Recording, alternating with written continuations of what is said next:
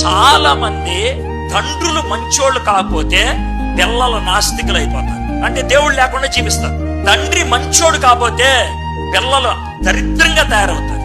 ఎందుకో తెలుసా? వాళ్ళకి హీరో లేడు. ఇంట్లో హీరో ఎవరో నాన్న లేడు, కాబట్టి ఎవరినో హీరోగా పెట్టుకుంటాడు, ఎవరి దగ్గరకో వెళ్తారు, వెళ్ళి వాళ్ళు ఆ విధంగా జీవిస్తారు.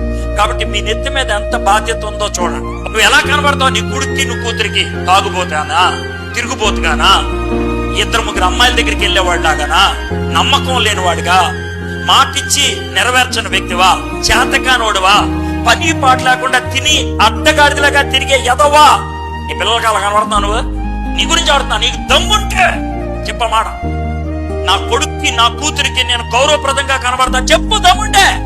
యెహోవా యందు భయభక్తులు కలుగుంటే నీ బతుకు చక్కగా ఉండాలి. నీ పిల్లలకి దేవుణ్ణి చూపించాలి.